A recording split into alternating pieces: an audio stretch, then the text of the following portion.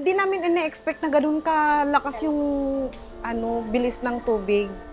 Kasi nasanay po kami gano'n lang ang tubig. Yun kasi hindi kami prepare nung time na yun, bigla lang. Siyempre masakit sa loob namin kasi iniisip namin paano kami mag-umpisa ulit. Ang hirap ng buhay.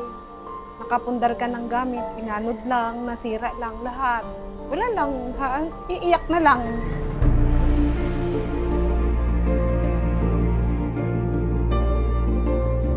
Severe tropical storm Christine, international name Trami, hits Bicol hard Wednesday, October 23. Camarines Sur has the highest number of reports of flooding incidents here in Bicol region. O ilang minuto bago tayo humere ay nararamdaman na muli dito ang pagbuhos ng ulan at nakapagtukso ng hangin. Nanatili pa rin maulap na kalagitnaan sa malaking bahagi ng Luzon at Visayas dulot ng bagyo. Kasalukuyan, ang layo ng sentro ng bagyo ay nasa 360 kilometers silangan ng Infanta, Quezon. Ihamak na mas matindi ang Bagyo Christine kumpara sa mga nagdaang bagyo nitong mga nagdaang taon. Parts of the province still underwater days after Christine's onslaught.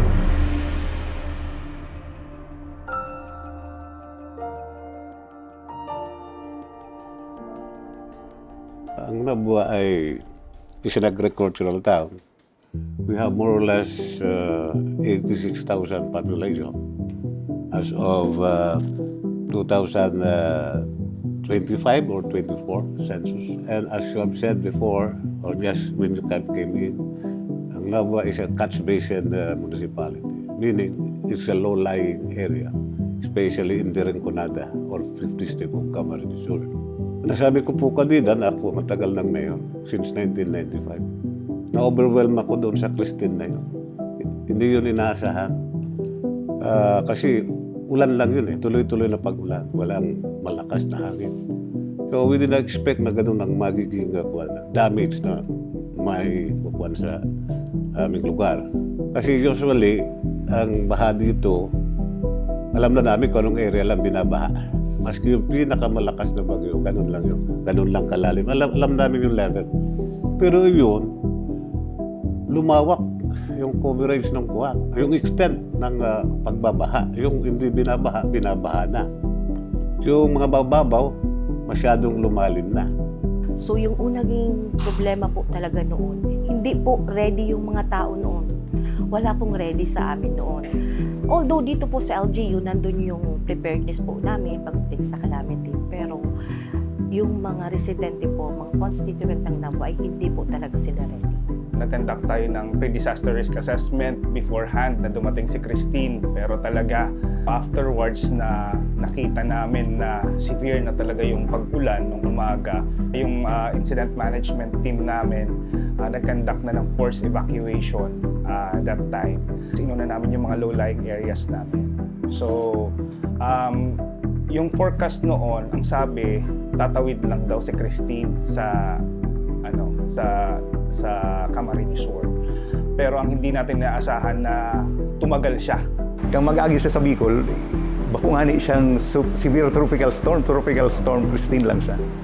Kaya si Naga, pag huna mi, okay lang.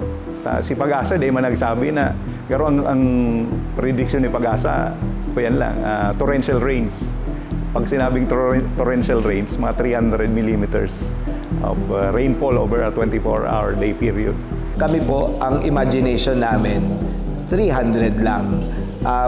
Kasi naka-experience na kami ng mahigit 200, almost 300. So alam na namin kung ano yung basihan.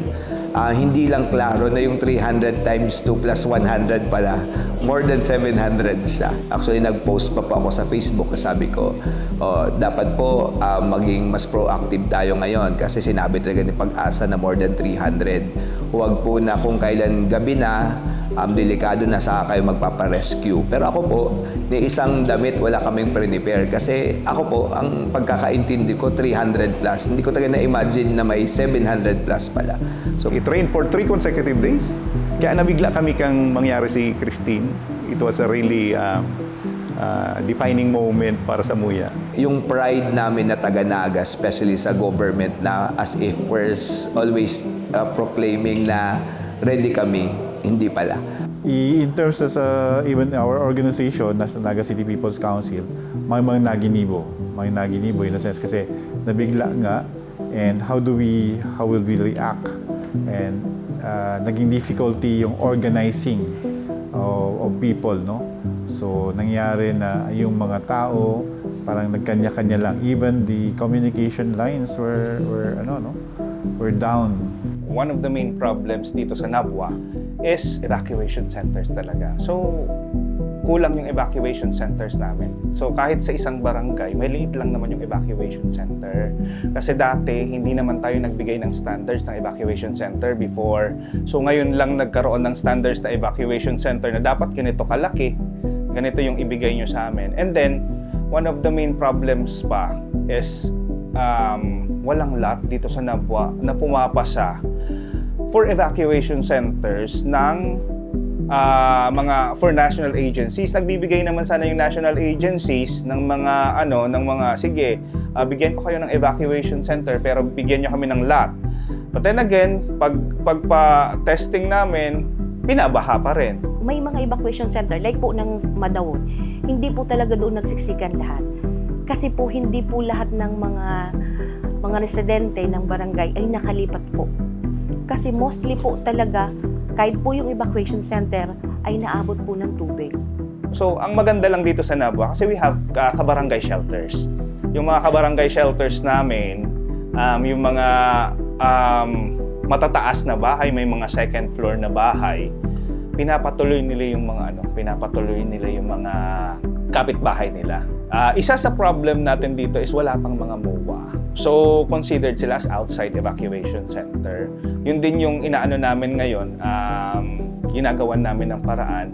And willing naman yung mga barangays, and then willing naman yung MSWDO na bumisita sa mga barangays kasi hindi mo naman sasabihin mo, eto kabarangay shelters na to kasi meron ng lumipat na mga evacuees. Hindi naman sa ganyan, dapat structurally sound yung bahay.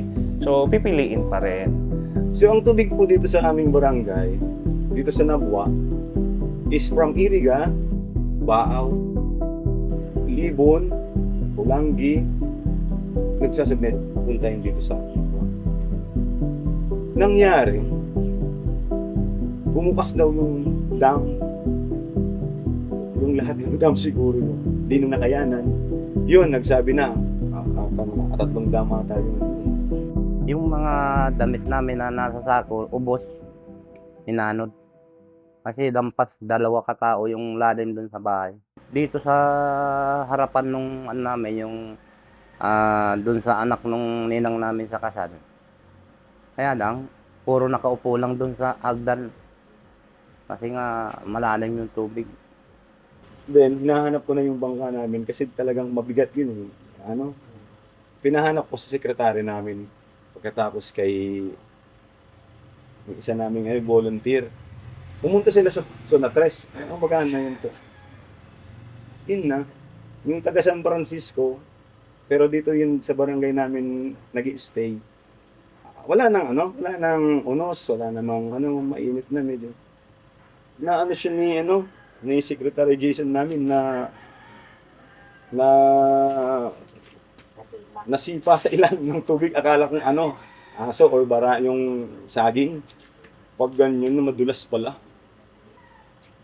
Patay na tao. Si Alex na matay nung Christine. Diyan sa Zona 3. So, nagparainom kaya ito duman sa San Francisco, sa Tanod daw. Tanod, barangay Tanod dito kan San Francisco. Ganyan, maghapon. Tapos nag-uli na siya. Siguro. Pero pinuntahan pa rin niya yung paninda ng kapatid dito. Pagka nung matingnan ng nakatayo pa rin diyan, umuwi na. Siguro inano ng doon lampas 2 tao nga yung tubig. May isang namatay sa Naga City Subdivision. Subdivision is medyo mataas-taas siyang lugar. Pero hindi yung rason na namatay siya dahil yung ng baha. Pero naging gano'n din kasi bedridden siya. So may namatay kaming isa. senior citizen na rin. So, yun lang naman ang casualty natin. At isa siguro sa rason kung bakit yun lang, kasi again, ulitin ko yung term na sinasabi ko, sanay kami sa baha. 3 days bago kami naabutan ng pagkain din kasi sobrang lakas din ng tubig noon. Agos, ang lalim. 3 days, bumaba din kami. Lumangon kami papuntang Eriga. Kasi naubusan din kami ng pagkain nung time na yun. Langoy kami, ang dala namin mga galon para lumutang lang kami. Bangging kay nasugsun, matatakot ka kasi si mga dai naka-evacuate. Diyan mo mamamatian si mga tabang kabos, tabangin mampo kami ning anuhan, mga inagrangay kan mga residenteng na tatrap talaga sa anuhan. Maiira ka, manggigirabo ka kasi tapos si iba ang ato po yang kan mga residente na nagin na po, yun na po ang agihan. Mabuti na lang yung mga matigas yung ulo na hindi nag-evacuate, walang nangyaring masama. Yung mga sigaw nila na sabi sa Bicol, tabang man po, patabang man, arog ka ni, tapos magkakaroon ka ng trauma kasi biglang titigil yung sigaw nila. So mag-worry ka baka kung ano na ang nangyari. Actually, maririnig mo kasi ulan lang ang Christine. Wala siyang hangin. So, possible yung situations na isipin mo na baka kung ano lang yung nangyari. Ang buhay hindi na makuha uli. Isa lang buhay. Pero pagdating namin dito, takot na takot pa kami kasi malalim pa dito. Sabi ko nga, kung abutin pa sa loob, doon na lang kami sa bubong uli. Kaso lang pinalikas kami doon sa simbahan. Mag-iisang buwan kami doon sa simbahan. Ito naman kasi yung lilipat kami na ibang lugar, wala naman kami lilipatan. Kasi ito lang mayari namin ng magulang namin. Ito ang pagkabuhayan. Bilang sarong residente, sa edad kong 51, yun lang po to si pakaranas ko ning baha na araw po kata na as in lampas 2 tao. Gabos na gamit po sa ALS, gabos na data, was out. 7 na taon ko punting ataman si mga gamit sa ALS. As in, pag-agi lang ni Christine, was out po gabos. After ng bagyo, may naglalakad daw sa mga bubong. Ibig sabihin, may mga magnanakaw. Isa din yan sa situations na pinagpoproblema namin. Even though mga isolated cases yung iba, pero nakakasad lang na parehas tayo inabot ng bagyo. Yung Christine, walang mayaman, walang mahirap doon. Sa amin, ang mga normal na, natural lang eh. Pero yung mga may kaya, talagang nagrabe sila. Hindi biro yun. Isang experience nga nun, nasa bangka kami pero ang problema kasi kaya nahirapan din kami sa evacuation that time is kasi meron pang kuryente.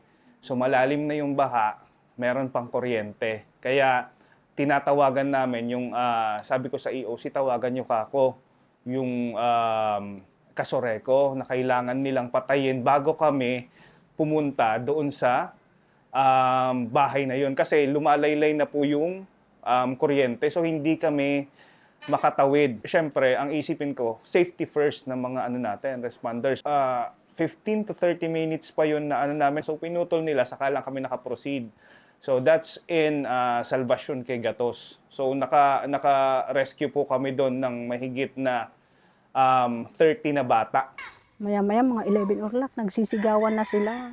Ang dami, hindi na namin alam kung sino ang uunahin namin na i-rescue. Sa dami nilang nagpaparescue.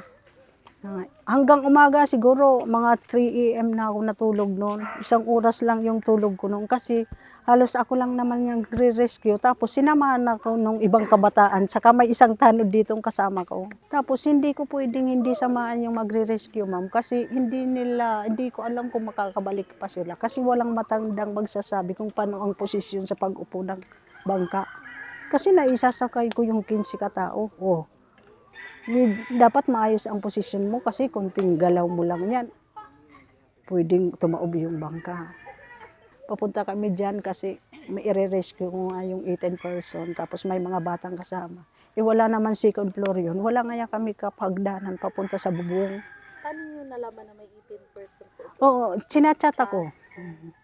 Kami naman, pa-rescue, kasi may mga bata dito. Kaya pumunta kami doon. Buti na lang, may mga kabataan na sumama sa akin. Pagdaan namin dyan, may dyan, may patay. Yun muna ang rescue namin. Oo, sinakay muna namin sa bangka, dinala namin sa medyo mataas pa.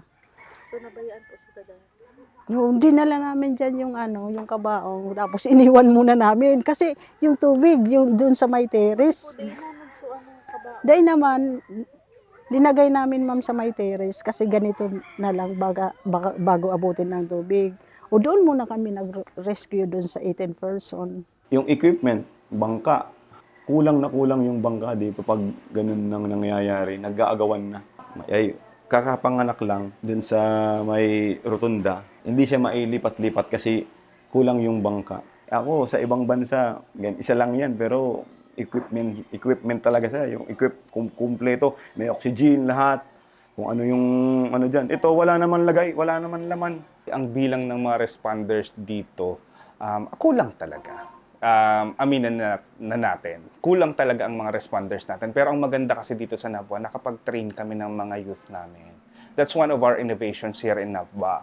Kasi inuuna namin yung youth. Kasi kami ng local youth development officer dito, talagang magka-tandem kami with regards to disaster preparedness. Kasi ayaw niya na inuuna ng mga kabataan dito yung mga basketball, liga, why not invest on disaster preparedness, sabi niya. So kami naman, inaya niya ako, sige, ang gagawin natin, magpapatrain tayo ng mga youth na mga responders namin. And nagamit namin siya during that time, during the Christine. And then meron din kaming sa barangay na mga na-train na, and nagamit din nila. But then again, hindi natin maiiwasan kasi yung isa sa mga namatay noon is nagre-respond. So hindi natin maiiwasan na meron talagang mga hindi na train na gustong makatulong. Pero yun lang kasi ang masakit kasi gusto nilang makatulong pero sila pa yung nawalan ng buhay. Yun yung masakit doon. So masasabi ko, talagang napakahirap ng Christine na yun. Slowly, naka-recover kami. Kasi nandiyan naman yung mga, aside from the local government, nandiyan naman provincial government and national agency, including your department, of course. DSWD, DOH, lalo sa recovery. And we have efforts, nandun po sila. So, sabi ko, talagang medyo mahirap, kaya lang dapat maging matatag tayo sa mga lugar ng pagkakataon. So, sabi ni Mayor, after ng pakaumagahan, Jay, may na dito, yung DSWD, kuha ka na lang. Ako kami yung pinakaunang nabigyan. So, lahat talaga kompleto. Napakaganda ng packing ng DSWD. Talagang 3 bangka namin, pinuno ko yun. Marami naman yun sir nagsuporta sa amin. Hindi na nga namin na kaya yung ibang pagkain na nagbibigay sa amin. Kasi busog na. Then, siguro mga 5 to 6 days, naglaog si Basta ang inot po nag-ano si Madam Lenny. Nagkaigwang baha September 1. Ako kato angat buhay pa. Si angat buhay kato nagtaunan ng mga boat sa gabos na barangay. In fact, pingingisihan pa kami ka nagtao kaming boat sa gabos na barangay. Pero ka nagtama si Bagyo, siya naging lifeline kang kadakol na tao. Tapos ang pinakadakulang sa part kang LGU, pinakadakula talagang tama kadakol na gadan. Could have been prevented. Ang sarong nahiling ko, bako lang sa Naga, pero I think sa kadakol na LGUs. Pero si mindset kaya mas reactive. Mas reactive permi na pinaghahandaan relief. Dapat ang target di na kita kinakaipuhan magtaong relief. Gabos na tao maayos. Pero kung ang disaster na-equate yan sa relief, gusto sabihin, di taginibo si trabaho ta. Ang sarap ang bago, we have proposed a pool saving scheme. It's a form of social insurance. Ang apod me is 20 for tomorrow. approve na siya sa level kay executive, isa-submit mo siya sa sanggunian. Next year, may initial outlay na 3.6 million. Ang 3.6 million will cover an initial of 500 households. Pero ang idea na pool savings, dapat si household nag-contribute ng 20 pesos a day. So pag nangyari girare ang Christine type event, halimbawa magkaigwa-girare ng Christine type na flooding igdi sa Naga, pwede na nindang i-withdraw si sending savings together with the city government counterpart. Well, sa pamilya, it's really important na mag-focus tayo sa preparedness. And hindi naman sa atin bago yan. Kasi yung DILG po, yung Vice Chair pagdating sa disaster preparedness. It's high time na mag-shift tayo ng focus doon sa kung paano natin paghahandaan yung calamity sa family level, sa mga households. Yearly, may mga trainings tayo, capacity development interventions sa ating mga LGU functionaries. From the city, municipal, down to the barangay levels. We're also proposing sana na yung trainings is not not exclusive for LGU officials or personnel, employees, etc. But i-involve yung mga private organizations, no? Ngayon ang ginagawa po namin, lahat nung dapat magkaroon ang CDRR. One is capacitation ng staff. Napaka-importante po na yung preparation mo is beyond your imagination. Nasa process po kami ng pagda-approve na ng sangguniang panglungsod for next year ay yung procurement po ng early warning system kung saan may sarili na pong parang with all due respect weather station Sinaga. Kung sa mga sa mga youth, no, kasi yaon sila ang energy, no. If there's an avenue or a way for them to volunteer, please do volunteer. Please do spend time to assist people, no.